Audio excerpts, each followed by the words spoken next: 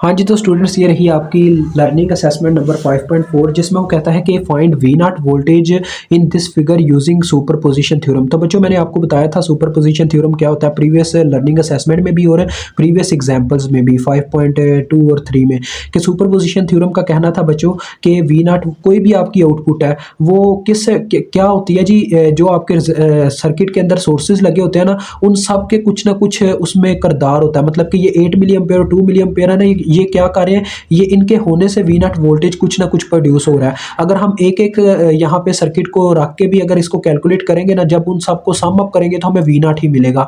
तो ये superposition theorem का कहना था, तो लिहाजा वही हम यहाँ पे अप्लाई करेंगे बच्चों।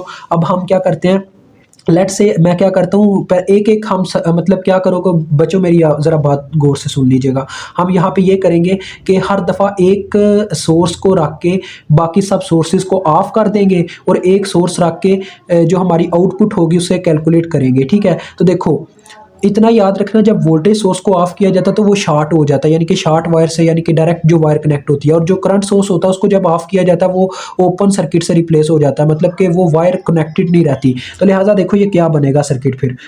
अब मेरी बात ज़रा गौर से सुनिएगा।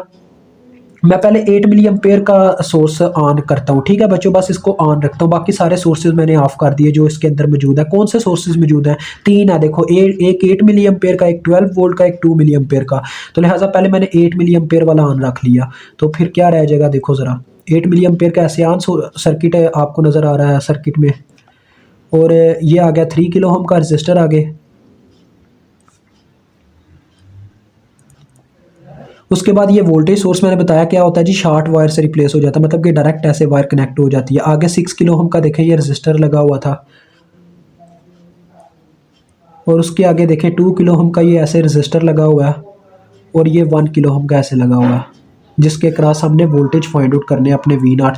अब बच्चों देखो, जब मैंने सर्किट के अंदर ऑन ही एक सर्किट सिर्फ एक ही सोर्स रखा हुआ है, तो मुझे पूरी की पूरी वैल्यू तो नहीं ना मिल जाएगी वी नॉट की। वी नॉट का कुछ हिस्सा मिलेगा जो प्रोड्यूस हो रहा है इस सर्किट की वजह से, इस सोर्स की वजह से। लिहाजा हम इसको अब वी नॉट नहीं कह सकते, अभी हम इसको कोई नाम दे देंगे वी नॉट के अलावा, मतलब कि लाइक इसको वी नॉट प्राइम कह लो, मतलब कि ये वी नॉट का पूरा हिस्सा नहीं है, ये कुछ हिस्सा जो प्रोड्यूस हो रहा है एक सोर्स की वजह से। अब देखो, अभी कुछ बच्चे कह रहे होंगे सर आपने ये ऊपर वाला करंट सोर्स नहीं ड्रा किया, तो देखो बच्चों उसको ड्रा करने का मतलब नहीं बनता, लेकिन मैं आपके लिए एक दफ़ा कार ही देता हूँ। देखो ये मैं कर रहा हूँ ड्रा। मैंने आपको क्या बोला था कि करंट सोर्स को आपने ओपन सर्किट से रिप्लेस करना है, जो मतलब इस तरह से ओपन सर्किट होता है, ये ओपन सर्किट होता है, मतलब कि वायर्स कनेक्टेड नहीं रहती है एक दूसरे से। तो लिहाजा जब ऐसे मैं इसको रिप्लेस करूंगा तो अब जिस यानी कि आगे देखो इधर करंट जाएगा ही नहीं, क्योंकि करंट को आगे रास्ता ही नहीं मिलेगा दूसरी तरफ जाने को, लिहाजा यहाँ पे करंट इस वायर में नहीं जाएगा। डेट्स वाई इस वायर के होने से या ना होने से हमें कुछ फर्क नहीं पड़ता। ठीक हो गया, मेरी बात समझ गए। अब हम वी नॉट प्राइम बच्चों को कैलकुलेट करना चाहते हैं अगर वोल्टेज, तो मुझे इस रजिस्टर के क्रॉस देखो, इस रजिस्टर के क्रॉस कोई ना कोई करंट पास कर रही है, तो इसमें वोल्टेज पैदा हो रही है ना। तो लिहाजा जरा गौर करना, मेरी बात समझना। पहले तो हम इस सर्किट को थोड़ा छोटा करते हैं, देखो किस तरह से। अभी इन दो रजिस्टर के दरमियान अगर रिलेशनशिप चेक करो तो इनका अपर टर्मिनल, इन दोनों का अपर टर्मिनल यहाँ पे कॉमन हो रहा है। इसकी वायर देखो ऐसे आके कनेक्टेड है, ऐसे 3 किलो ओम वाले की, और 6 किलो ओम वाले के भी ऐसे यहाँ पे आके कनेक्टेड है। ऐसे ही 6 किलो ओम का भी यही असूल है। देखो इसका जो लोअर टर्मिनल, इनका लोअर टर्मिनल यहाँ पे कॉमन हो रहा है, यानी कि ये वायर इसकी ऐसे यहाँ पे कनेक्टेड है, इसकी वायर यहाँ पे ऐसे कनेक्टेड है, और ये दोनों फिर क्या होगा आपस में पैरेलल, क्योंकि जब अपर और लोअर टर्मिनल दो रजिस्टर का कॉमन हो तो वो पैरेलल होता है। किसी भी चीज़ का अपर और लोअर टर्मिनल कॉमन हो तो वो पैरेलल में होते हैं, अगर एक टर्मिनल कॉमन हो तो वो सीरीज में होते हैं। तो लिहाजा इन दोनों का पहले पैरेलल आप निकाल लो, तो R1 के नाम से इनका पैरेलल निकालता हूँ मैं इन दोनों रजिस्टर्स का, ताकि मैं यहाँ पे आगे करंट डिवीजन रूल की मदद से करंट फाइंड आउट कर लूँ इस वायर में जो करंट फ्लो कर रही है, क्योंकि इस रजिस्टर में से जब कोई करंट पास करता है तब इसमें वोल्टेज पैदा होते हैं, मुझे पहले वो करंट फाइंड आउट करनी होगी। तो इसलिए मैं ये पहले इन दोनों का क्या करने लगा हूँ, पैरेलल निकालने लगा हूँ, ताकि ये सर्किट करंट डिवीजन रूल की फॉर्म में बन जाए। ठीक है बच्चों, तो देखो कैसे पैरेलल लेते होते हैं, ऊपर मल्टीप्लिकेशन हो जाती है, नीचे सम हो जाता है वैल्यूज़ का, तो लिहाजा ये आ जाएगा 2 किलो ओम।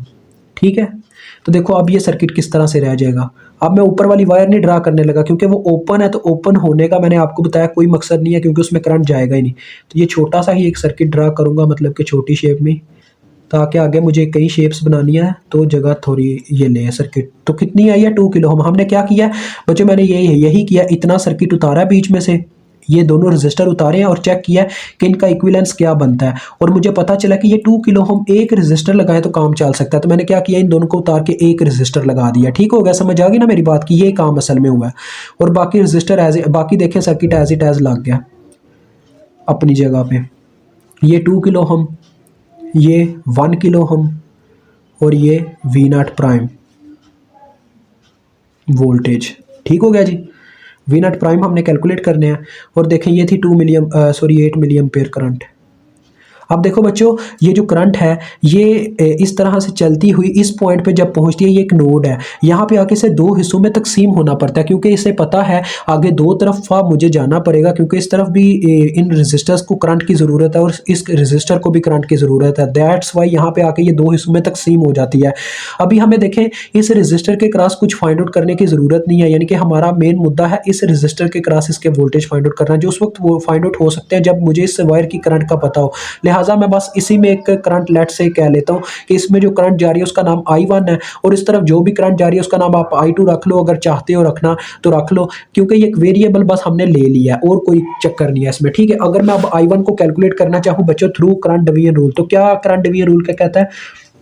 अब देखो ये एक पूरी वायर है, इसमें जो रजिस्टर लगे हुए हैं इन दोनों का दरमियान क्या रिलेशनशिप है, 2 किलो ओम और 1 किलो ओम के दरमियान, ये दोनों सीरीज में है क्योंकि इन दोनों के दरमियान सिर्फ एक टर्मिनल कॉमन है। दूसरा 1 किलो ओम का देखें इसके साथ कनेक्टेड है, 2 किलो ओम का इसके साथ कनेक्टेड है। यानी अगर इस पूरी वायर की बात करूं तो इस पूरी वायर का जो अपर टर्मिनल है यहाँ पे कॉमन हो रहा है और लोअर टर्मिनल यहाँ पे कॉमन हो रहा है, यानी कि ये दोनों वायर आपस में क्या है, पैरेलल में लगी हुई हैं। तो बच्चों देखो करंट डिवीजन रूल ये कहता है जिस ब्रांच की आप करंट फाइंड आउट करना चाहते हो ना, ये हमारी ये ब्रांच है ना, ब्रांच का मतलब होता है वायर, इस वायर की हम करंट फाइंड आउट करना चाहते हैं, उस वायर के पैरेलल ब्रांच की रेजिस्टेंस यानी कि पैरेलल वायर की रेजिस्टेंस ऊपर रखो। तो इस वायर के पैरेलल में कौन सी वायर लगी हुई है, वो है 2 किलो ओम वाली वायर, ये वाली वायर, तो उसकी रेजिस्टेंस ऊपर रखो। ये कहना था करंट डिवीजन रूल का। बटे में रखो total current, sorry total resistance, total resistance यानी कि उसकी अपनी ब्रांच की रेजिस्टेंस प्लस पैरेलल ब्रांच की रेजिस्टेंस। तो अपनी ब्रांच किसकी क्या है, 2K प्लस 1K, यानी कि इन दोनों का सीरीज कॉम्बिनेशन में आपको पता है रेजिस्टेंसेस प्लस हो जाती हैं, प्लस पैरेलल ब्रांच की रख दो प्लस 2K, ये फार्मूले में आता है, मल्टीप्लाई बाय सप्लाइड करंट, यानी कि जिसकी वजह से हमें ये लगाना पड़ा, यानी कि करंट जो आके यहाँ पे सप्लाई हुई यानी कि तकसीम हुई, तो लिहाजा वो थी 8 मिली एम्पेयर। टोटल करंट भी आप इसको कह सकते हो। तो देखो बच्चों फिर से एक दफ़ा रिपीट करता हूँ, जिस वायर के क्रॉस आप करंट फाइंड आउट करना चाहते हो उसके उस वायर के पैरेलल वायर की रेजिस्टेंस, अब मैं ब्रांच नहीं कहा करूंगा क्योंकि बच्चे कंफ्यूज हो जाते हैं इस वर्ड से, तो उस वायर के पैरेलल वायर की रेजिस्टेंस ऊपर रखो, इसके पैरेलल में ये वाली वायर थी वो हमने ऊपर रख दी, बटे में रखो टोटल रेजिस्टेंस यानी कि उसकी अपनी वायर की और उसके पैरेलल वायर की रेजिस्टेंस। तो मैंने क्या किया, बटे में टोटल रखी उन सब का सम, मल्टीप्लाई बाय सप्लाइड करंट, तो ये फार्मूला लगा दिया। अब देखो I1 हमें मिल जाएगी कितनी, ये आ रहा है 2/5 मल्टीप्लाई बाय 8, 2/5 मल्टीप्लाई बाय 8 कितना बनता है बच्चों, 2/5 ज़रबे 8, 8 2 बार 16, 16/5 आ जाएगा, 16/5 मिली एम्पेयर, क्योंकि किलो किलो से कैंसिल हो चुका होगा, यहाँ पे भी किलो होगा ऊपर भी किलो होगा, वो दोनों कैंसिल हो चुके होंगे। ये I1 की आपको वैल्यू मिल गई। अब आप V0 प्राइम वोल्टेज कैलकुलेट कर सकते हो। देखो किस तरह से, V0 prime is equal to, यहाँ पे लगेगा ओहम्स लॉ, ओहम्स लॉ का कहना था V is equal to IR, यानी कि करंट को रेजिस्टेंस से मल्टीप्लाई दो तो आपको वोल्टेज मिल जाता है। तो ये देखो रेजिस्टेंस है 1K, तो करंट कौन सी है, I1, इसमें से जब I1 गुजरती है तब इसमें V0 प्राइम वोल्टेज पैदा होते हैं, डेट्स वाई इसको I1 से ज़रब देंगे। तो I1 के साथ साइन बच्चों वो वाला आता है जिससे पोल में करंट एंटर कर रही होती है, तो देखिए करंट इसके पॉजिटिव पोल में एंटर करती है अपनी डायरेक्शन के अकॉर्डिंग, डेट्स वाई ये प्लस में ही पुट की जाएगी I1 इस तरह से। तो 1K के साथ बच्चों देखो जब 16/5 मिली को मल्टीप्लाई दूंगा तो क्या आ जाएगा मेरे पास, 16/5 मिली, किलो और मिली कैंसिल हो जाएंगे आपस में और आ जाएगा 16/5 वोल्ट। तो देखो मुझे V0 प्राइम यानी कि ये पता चल गया, जब 8 मिली एम्पेयर का सोर्स लगाते हैं, सिर्फ 8 मिली एम्पेयर का सोर्स ऑन हो तो इतने वोल्टेज पैदा हो रहे हैं V0 प्राइम यानी कि V0 के लिए। तो अब मैं क्या करता हूँ, इसको छोड़ के अब सिर्फ 12 वोल्ट का सोर्स ऑन रखता हूँ। अब बच्चों आपको ये तो नहीं ना बताना पड़ेगा कि जब मतलब कि, मुझे उम्मीद अब आपको ये चीज़ नहीं बतानी पड़ेगी कि जब हम मतलब कि क्या करते हैं करंट सोर्सेज को ओपन करते हैं तो उस वायर का कोई मकसद नहीं होता ड्रा करने का, समझ आ गया ना इस बात की।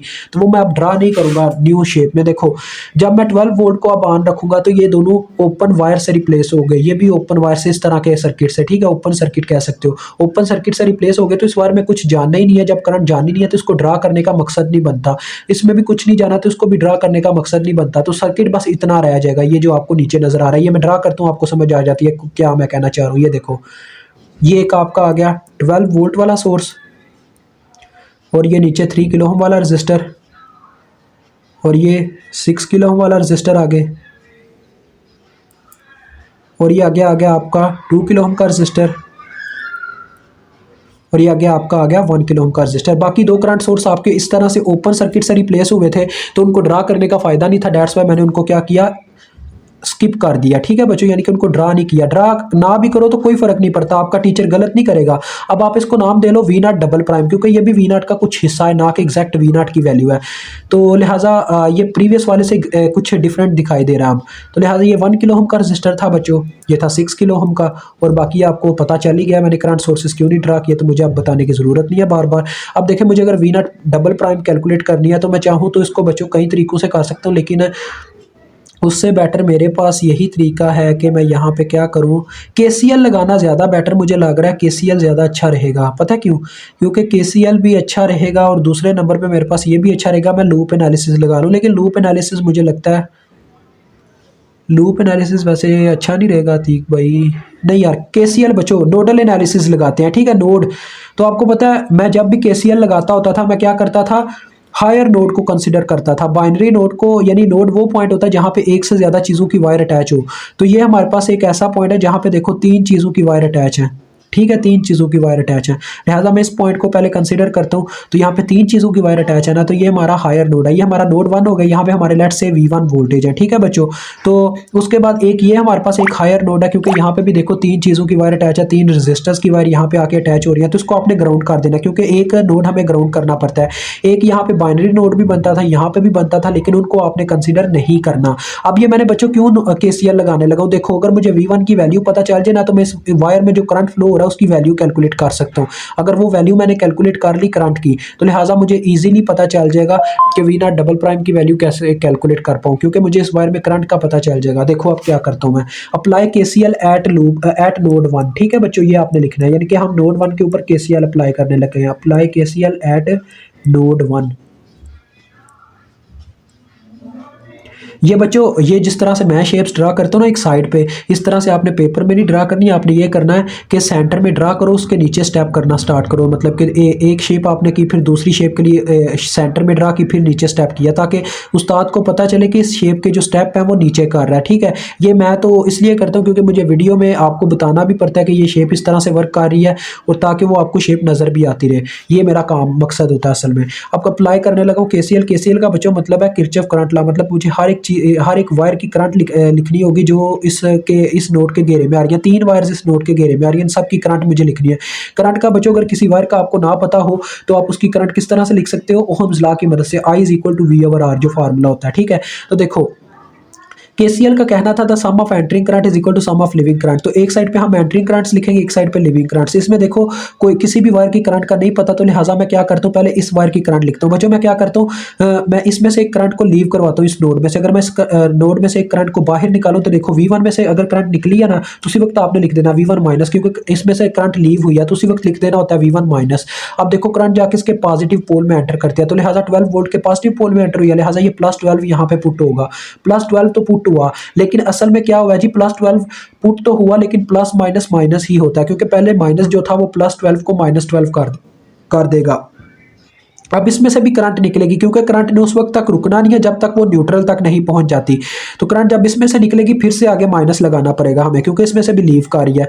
जब करंट आगे जाती है तो जाके ये फिर न्यूट्रल में एंटर कर जाती है, तो -0, क्योंकि आगे 0 वाला वोल्ट आ गया। और रास्ते में जितनी रेजिस्टेंस आई है वो आपने बटे में लिख देनी है। कितनी आई है जी, 3 किलो ओम। तो देखो फार्मूला लग गया ना, I is equal to V/R, ऊपर वोल्टेज है नीचे रेजिस्टेंस है, यही तरीका था। प्लस अब देखो बच्चों, मुझे इस वायर की करंट का भी नहीं पता, तो लिहाजा मैं यहां से भी क्या करता हूं, यहां से एक करंट लीव करवाता हूं V1 में से। तो क्या लिखूंगा उसी वक्त, V1 माइनस।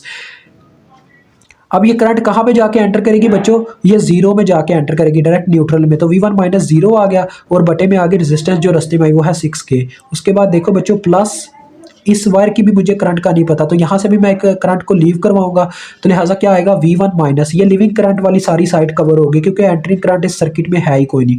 देखो बच्चों, ये जाके करंट एंटर कर जाएगी दो रजिस्टर में से गुजर के 0 वोल्ट में, तो लिहाजा आ गया V1 माइनस 0 ओवर कितने रजिस्टेंसेज रास्ते में है 2K प्लस 1K, क्योंकि ये दोनों सीरीज में रास्ते में यही आई है ना, तो 2K प्लस 1K हो गया इज इक्वल टू 0, क्योंकि एंट्रिंग करंट कोई है ही नहीं, डेट्स वाई मैंने इज इक्वल टू 0 लिख दिया। इस साइड पे लिविंग करंट थी, इस साइड पे एंट्रिंग करंट थी, यही KCL का कहना था। ये अगर आपको नहीं पता तो आप जाके चैप्टर 3 की क्वेश्चन समझे मैंने अपलोड किए हुए हैं।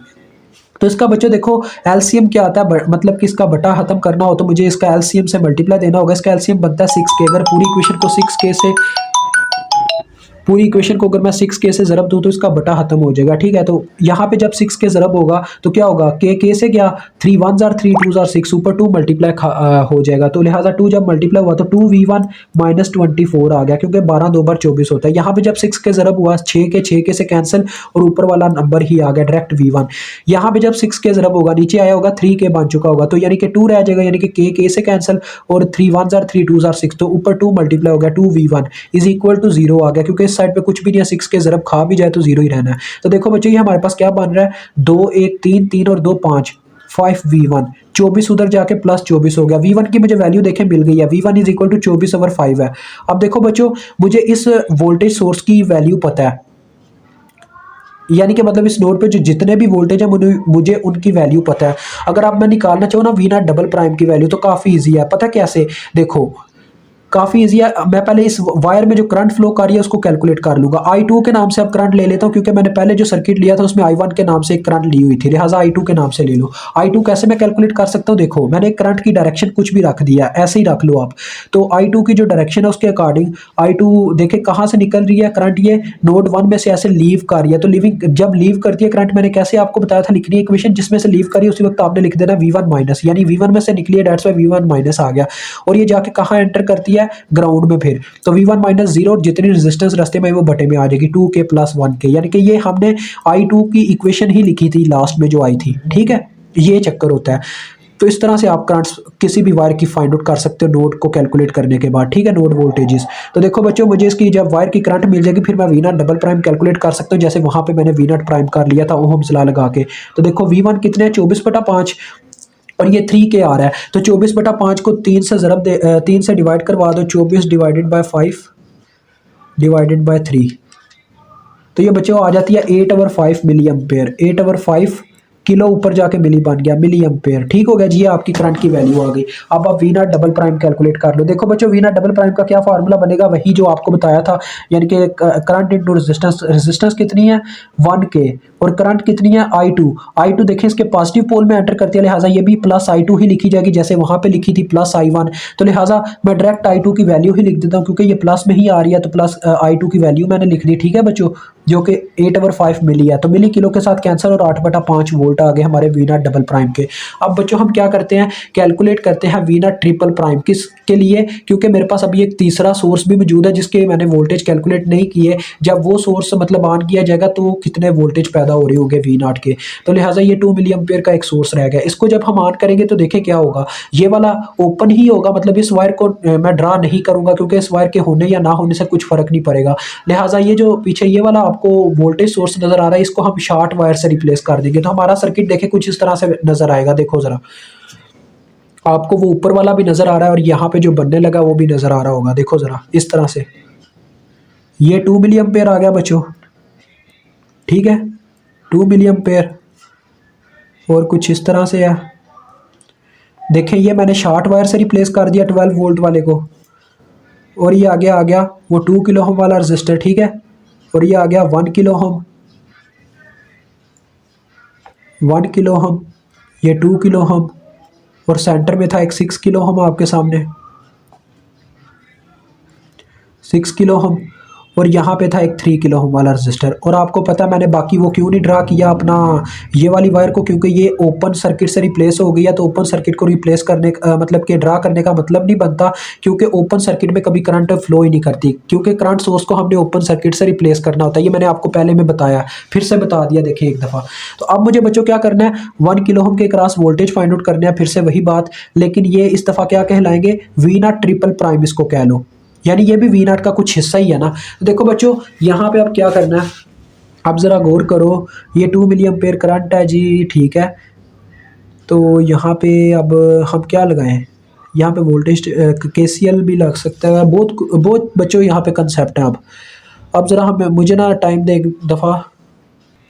तो बच्चों यहाँ पे भी हम पता क्या करते हैं, यहाँ पे भी नोडल एनालिसिस टेक्निक का इस्तेमाल करते हैं, क्योंकि अगर आप लूप एनालिसिस लगाना चाहोगे ना तो उसमें आपको ये होगा कि उसमें थोड़ा सा वैसे लूप एनालिसिस टेक्निक भी इसमें इतनी मुश्किल नहीं रहेगी। नोडल एनालिसिस, लूप एनालिसिस कुछ भी लगा लो, आपका काम चल जाएगा, ठीक है, इतना मुश्किल नहीं है ये सवाल। तो लिहाजा आपको जो बेटर लगता है आप वो टेक्निक लगा सकते हो, लेकिन मैं आपको यही कहूँगा कि आप क्या करो बच्चों, आप चुप करके यहाँ पे नोडल एनालिसिस टेक्निक का इस्तेमाल कर लो, वो ज़्यादा बेटर रहेगी मेरे ख्याल में। तो हाँ जी, नोडल एनालिसिस ही जाने दें। तो देखो बच्चों, जैसे पहले हमने नोड कंसीडर, क्योंकि मैंने पहले आपको उसको कंसेप्ट दिया हुआ तो नोड का यहाँ पे दे दिया, जब तो मैं यहाँ पे भी वही काम करता हूँ। देखो नोड वो पॉइंट होता है जहाँ पे एक से ज़्यादा चीज़ों की वायर अटैच हो, मैंने यही कहा था ना। यहाँ पे देखो 3 चीज़ों की वायर अटैच है, एक इस करंट सोर्स की, 2 रजिस्टर की, तो ये हमारा हायर नोड हो गया, जिसे यहाँ पे हम कोई भी वोल्टेज रख देते हैं V1। अब बच्चों मैंने आपको बताया था, उसके बाद ये एक हमारा नोड है, क्योंकि यहाँ पे 3 चीज़ों की वायर अटैच है, 3 रेजिस्टर्स की, तो लिहाजा ये हो गया ग्राउंड, क्योंकि एक नोड हमें ग्राउंड भी करना होता है, तो यहाँ पे 0 वोल्ट होंगे। ठीक है बच्चों, अगर अब देखो वी नॉट ट्रिपल प्राइम अगर मैं कैलकुलेट करना चाहूँ ना, तो सिंपल सी बात है, देखो ये एक सुपर नोड की तरह वर्क करेगी वायर, मतलब कि ये 2 नोड के दरमियान जब एक वोल्टेज सोर्स आ जाता है ना, तो वो सुपर नोड की तरह वर्क करता है। सुपर नोड की इक्वेशन कैसे लिखेंगे, देखो ये वी नॉट ट्रिपल प्राइम की ये इक्वेशन बनेगी, जरा देखिएगा, V naught triple prime is equal to, जिस तरफ इसका पॉजिटिव पोल है ना, जिस नोड की तरफ, उसके वोल्टेज प्लस में लिखे जाएंगे, और जिस तरफ इसका नेगेटिव पोल है वो वाले वोल्टेज माइनस में लिखे जाएंगे। तो इसका नेगेटिव पोल किस तरफ है, 0 वोल्ट की तरफ, क्योंकि सरफेस, ये पूरा एक सरफेस नोड है ना, न्यूट्रल है, यानी कि इसके हर पॉइंट पे 0 वोल्ट है। दैट्स वाई इसका माइनस का जो पोल है वो 0 वोल्ट की तरफ है, तो -0 हो गया इसमें से। V1 -0 करोगे तो आपको वी नॉट ट्रिपल प्राइम की वैल्यू मिल जाएगी, जो कि बनता यही है कि V1 की वैल्यू ही आपके पास वी नॉट ट्रिपल प्राइम की वैल्यू होगी। ठीक है बच्चों, समझ आ गई। उसके बाद देखो ये भी एक नोड बनता है, क्योंकि यहाँ पे भी 3 चीज़ों की वायर अटैच है। अब देखो बच्चों, ये इतना सरफेस नोड बनता है, क्योंकि ये एक ऐसा इतना सा हिस्सा है जिसमें देखें इस पूरी एक वायर जो है, ये वायर पूरी यहाँ पे आके कनेक्ट हो रही है।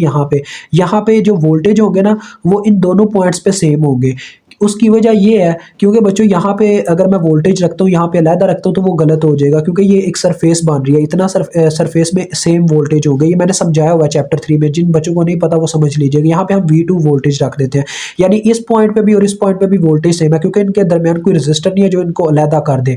दैट्स वाई ये एक ही पॉइंट बनता है, इतना ये एक सरफेस बनती है। इसी तरह से ये जो आपको मैंने न्यूट्रल बताया ना, उसका भी यही मतलब था कि ये इतनी सरफेस नोड बनता है। सरफेस नोड भी होते हैं हायर नोड के बाद, तो ये सरफेस नोड है। ठीक है, तो सरफेस नोड का मतलब होता है हर पॉइंट पे यही वोल्टेज है, 0 वोल्ट। तो चलो आओ बच्चों, V1 को पहले हम KCL लगाना स्टार्ट करते हैं। KCL मैंने बता दिया क्या होता है, तो लगाना स्टार्ट करते हैं। पहले यहाँ पे लगाते हैं इस पे। तो देखो इसके घेरे में कितनी वायर्स आ रही है, इसके घेरे में 4 वायर्स आ रही हैं, 2 ये और एक ये और एक ये ऊपर वाली वायर। तो क्या अप्लाई KCL एट नोड 1 कह लीजिएगा आप। ठीक है, हमारा नोड 1 बच्चों इस वक्त ये वाला है। ठीक है, नहीं ये वाला होगा, क्योंकि V1 का नाम अगर आपने रखा है तो वो नोड 1 कहलाएगा। अब नोड 1 पे चलो KCL लगाते हैं, पहले यहाँ पे लगाते हैं। तो देखो KCL का क्या मतलब होता है, मैंने आपको बताया था, sum of entry current is equal to sum of leaving current, ये मैंने पहले बता दिया है। तो लिहाजा पहले मैं क्या करता हूँ, पहले इस वायर की करंट लिखता हूँ। मुझे देखें इस वायर की करंट का नहीं पता, तो लिहाजा मुझे क्या करना चाहिए, मुझे यहाँ से एक करंट को लीव करवा देना चाहिए। उसी वक्त जब लीव करवाते तो क्या लिख देते हैं, V1 माइनस। तो लिहाजा ये कहाँ पे जाके एंटर करेगी, 0 में, तो लिहाजा आगे 0, V1 माइनस 0, और बटे में जितनी रेजिस्टेंस रास्ते में आई प्लस। उसके बाद मुझे इस वायर की करंट का भी नहीं पता, तो मैं क्या करता हूँ, यहाँ से एक करंट को लीव करवाता हूँ। तो लिहाजा उसी वक्त आ गया V1 माइनस। ये एक लिविंग करंट है, इस साइड पे लिविंग करंट, यानी कि लेफ्ट हैंड साइड पे लिविंग करंट और राइट हैंड साइड पे हमने एंटरिंग करंट्स लिखनी होती है। ठीक है बच्चों, इज इक्वल टू के। तो देखो बच्चों, इसमें से मैंने करंट को लीव करवाया, तो ये जाके V2 में एंटर करती है, V2 के नोड में। तो लिहाजा उसी वक्त आ गया, आपने लिख देना V1 माइनस V2 ओवर जितनी रेजिस्टेंस आपके रास्ते में आई 2K। ठीक है, उसके बाद एक करंट देखें, एक ये वाली वायर बस रहेगी इस नोड के जो घेरे में आ रही है, वो एक एंट्रिंग करंट है, नोड के अंदर एंटर कर रही है, वो इस साइड पे लिख दी जाएगी। ठीक है, अब बच्चों आपने ना पहले इस इक्वेशन को सिंप्लीफाई करना है। तो इसका देखें क्या एलसीएम बनता है, इसका एलसीएम बनता है 2K। पूरी इक्वेशन को 2K से ज़रब दो तो आपका बटा खत्म हो जाएगा। तो यहाँ पे जब 2K ज़रब देंगे तो K से कैंसिल, तो ऊपर 2 मल्टीप्लाई हो जाएगा, 2V1 आ गया। यहाँ पे जब 2K से ज़रब देंगे तो 2K पूरा कैंसिल, तो यहाँ पे आ जाएगा सिर्फ V1 माइनस V2। यहाँ पे जब 2K ज़रब होगा 2 मिली के साथ, किलो और मिली कैंसिल, 2 बार 4, तो ये 4 आ जाएगा। ठीक है, तो इसकी इक्वेशन बना लें ताकि आप बाद में इसको उसमें पुट कर सकें, क्या नाम है बच्चों, मैट्रिक्स फॉर्म में, ताकि आप ये कैलकुलेटर के थ्रू ही सॉल्व कर दें। ठीक है, मैट्रिक्स फॉर्म का ये फायदा होता है बच्चों, आपको कैलकुलेटर ही आंसर दे देता है, आपको वो करना नहीं पड़ता इक्वेशन को आगे पीछे करके सॉल्व।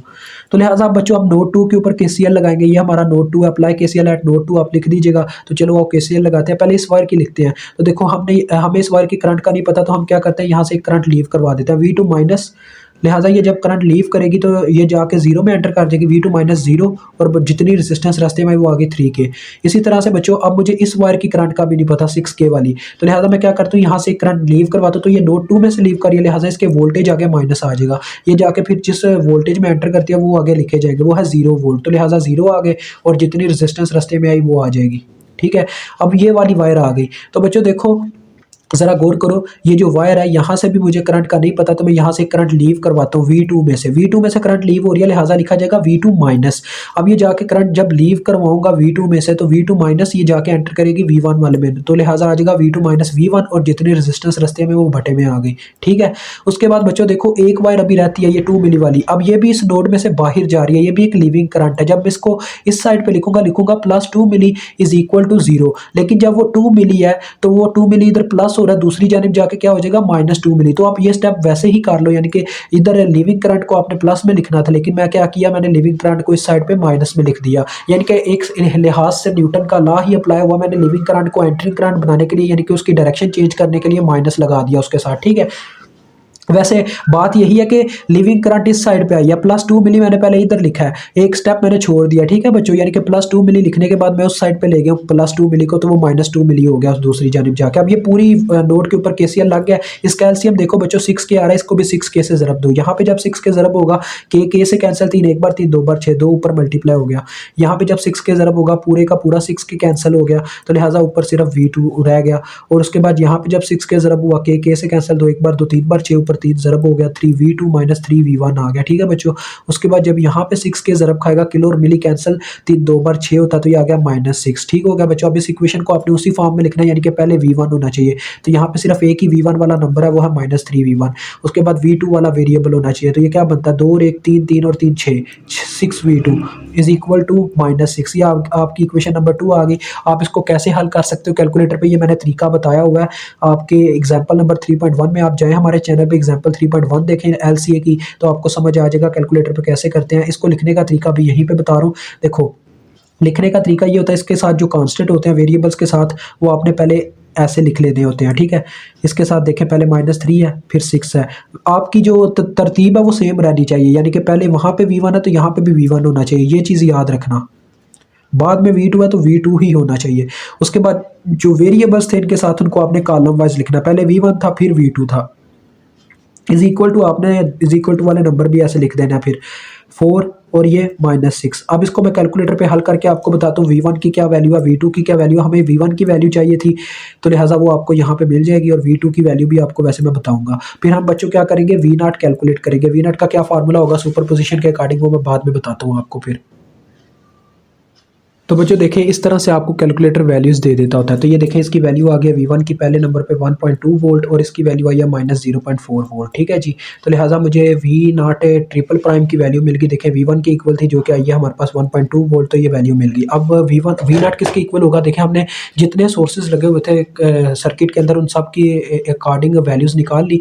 तो उन जो आपके पास वैल्यू आई है ना, उन सब का सम होगा, यानी कि V0 prime plus V0 double prime plus V0 triple prime, इन तीनों को जमा करोगे तो आपको टोटल V0 मिल जाएगा। क्योंकि ये V0 के थोड़े थोड़े हिस्से थे, इन सब पार्ट्स को जब जमा करोगे तो टोटल V0 बन जाएगा, यानी कि V0 prime plus V0 double prime plus V0 triple prime, ये फार्मूला बन जाएगा। तो इन सब की वैल्यूज पुट करो, जो जो आपके पास आई थी। V0 प्राइम की हमारे पास आई थी 16/5, प्लस V0 डबल प्राइम की हमारे पास बच्चों आई थी वैल्यू यहाँ पे 8/5। उसके बाद ये वैल्यू आई है 1.2, तो लिहाजा ये बनती है 1.2, चलो जो भी है 12/10 कह लो, तो 6/5 ही बनी। तो देखते हैं यार क्या बनता है, 16/5 जमा 8/5 जमा 1.2, तो बच्चों ये आता है 6।